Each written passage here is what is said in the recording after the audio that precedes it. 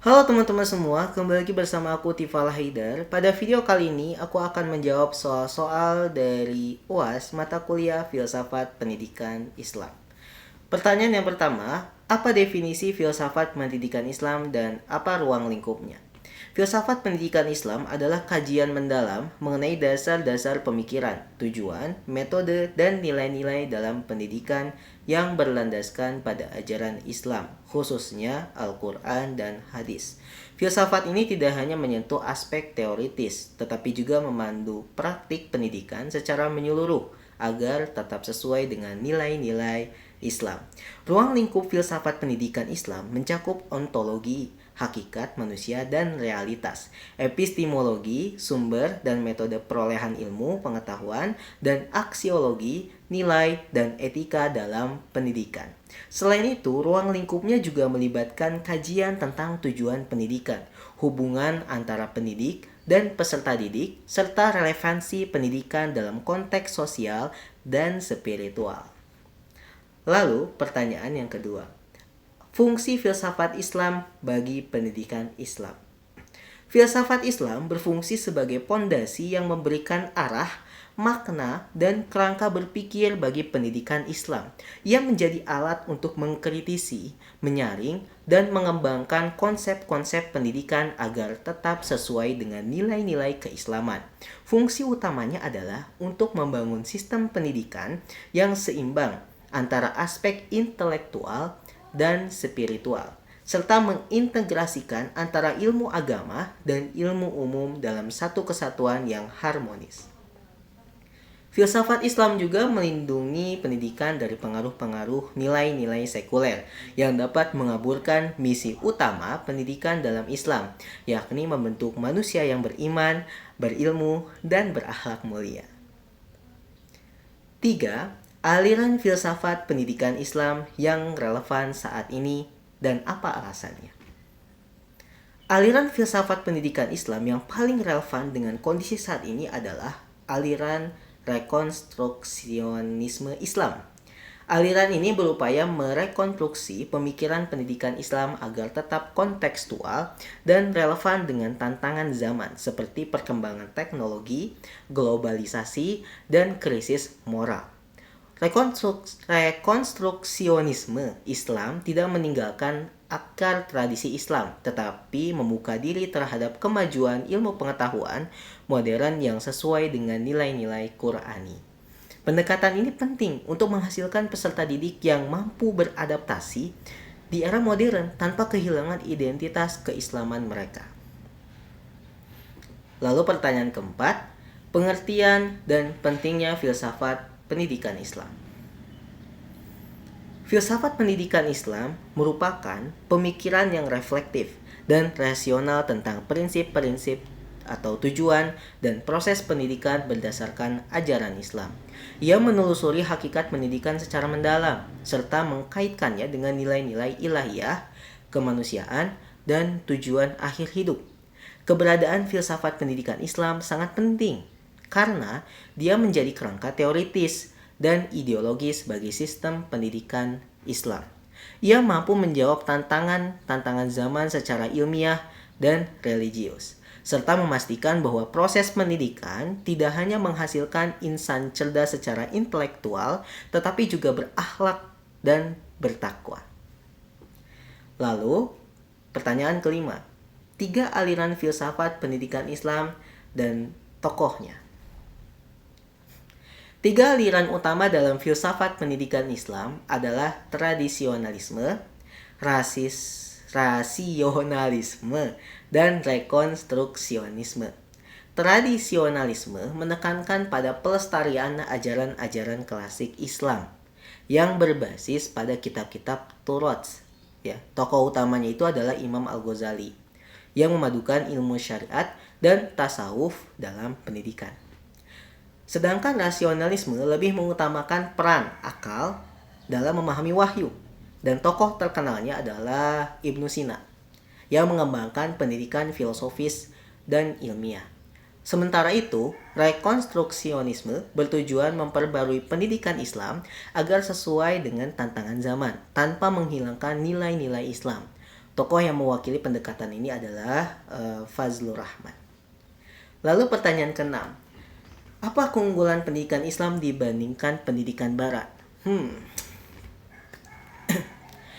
Secara filosofis, pendidikan Islam itu memiliki keunggulan dibandingkan pendidikan Barat sebenarnya, karena bersifat holistik dan integratif. Pendidikan Islam menyatukan aspek dunia dan akhirat, ilmu dan iman, serta intelektual dan spiritual. Sementara pendidikan Barat seringkali bersifat sekuler dan terfokus pada aspek kognitif, duniawi. Pendidikan Islam menekankan pembentukan akhlak, kedekatan kepada Tuhan, dan pengabdian kepada masyarakat. Tujuan pendidikan Islam adalah mencetak manusia paripurna atau insan kamil yang tidak hanya cerdas tetapi juga memiliki kesadaran moral dan tanggung jawab sosial yang tinggi.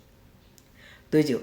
Pandangan tentang integrasi ilmu agama dan sains dalam pendidikan Islam. Integrasi ilmu agama dan sains dalam pendidikan Islam itu merupakan langkah penting untuk menghindari dikotomi ilmu yang selama ini terjadi. Dalam Islam, ilmu tidak dibagi menjadi agama dan duniawi, karena semua pengetahuan itu berasal dari Allah dan memiliki nilai ibadah jika digunakan untuk kebaikan. Oleh karena itu, integrasi ini perlu diwujudkan dalam kurikulum, metode, dan orientasi pendidikan sehingga menghasilkan insan yang seimbang antara rasionalitas dan spiritualitas. Pendidikan Islam yang integratif akan mampu melahirkan ilmuwan muslim yang memiliki akhlak dan visi keumatan. 8. Ya, ini soal nomor 8. Posisi Tuhan dalam pendidikan Islam. Dalam pendidikan Islam itu Tuhan atau Allah Subhanahu wa taala, ya Allah Subhanahu wa taala sendiri Tuhannya ya, menempati posisi sentral sebagai sumber ilmu, tujuan pendidikan dan pemilik nilai-nilai moral. Pendidikan Islam bertujuan untuk mendekatkan manusia kepada Allah melalui proses pencarian dan pengamalan ilmu. Seluruh aktivitas belajar mengajar dalam pendidikan Islam dianggap sebagai bagian dari ibadah kepadanya. Oleh karena itu, pendidikan tidak hanya berorientasi pada keberhasilan duniawi, tetapi juga untuk membina manusia agar menjadi hamba yang taat ya, dan khalifah yang bertanggung jawab di muka bumi. Lalu 9, pandangan tentang alam dan kaitannya dengan pendidikan Islam. Alam dalam pandangan pendidikan Islam itu adalah ciptaan Allah yang mengandung tanda-tanda ayat-ayat kauniyah tentang keberadaan dan kekuasaannya. Oleh karena itu, alam menjadi objek pembelajaran sekaligus sarana tadabbur yang penting dalam pendidikan Islam. Mengkaji alam melalui ilmu pengetahuan merupakan bagian dari ibadah dan wujud syukur kepada Allah. Pendidikan Islam mengajarkan untuk menjaga alam dengan prinsip amanah dan tanggung jawab ekologis. Karena manusia itu diberi tugas sebagai khalifah yang tidak hanya mengelola ya, tetapi juga melestarikan lingkungan hidup. Lalu pertanyaan yang ke-10. Hakikat dan karakter pendidik ya, itu hakikat pendidik dalam Islam itu adalah sebagai murabbi, yaitu pembimbing yang tidak hanya mengajarkan ilmu, tetapi juga menanamkan nilai-nilai akhlak ya, dan spiritual. Pendidik harus menjadi teladan bagi peserta didik dalam perilaku, pemikiran, dan semangat belajar. Karakter yang harus dimiliki oleh pendidik antara lain keikhlasan, ketakwaan, kesabaran, kebijaksanaan, serta kompetensi dalam bidang ilmu yang diajarkan. Seorang pendidik dalam Islam juga dituntut untuk terus belajar dan memperbaiki diri agar dapat membina generasi yang unggul secara spiritual, intelektual, dan sosial. Pertanyaan terakhir nih, 11 atau soal terakhir ya. Sifat yang semestinya dimiliki oleh peserta didik. Peserta didik dalam pendidikan Islam itu harus memiliki sifat-sifat mulia yang menunjang proses belajarnya. Di antaranya adalah ikhlas dalam menuntut ilmu karena Allah, tawadu atau rendah hati terhadap guru dan ilmu, serta semangat belajar tolabul ilmi yang tinggi. Selain itu, peserta didik juga harus memiliki adab yang baik seperti menghormati guru, bersikap jujur, disiplin, dan bertanggung jawab. Sifat-sifat tersebut penting agar proses pendidikan tidak hanya menghasilkan manusia yang cerdas, tetapi juga berakhlak, berkontribusi positif bagi masyarakat. Itu saja jawaban-jawaban yang bisa saya jawab dari soal UAS mata kuliah Filsafat Pendidikan Islam. Dan mohon maaf bila ada kekurangan dari jawaban tersebut. Terima kasih. Assalamualaikum warahmatullahi wabarakatuh.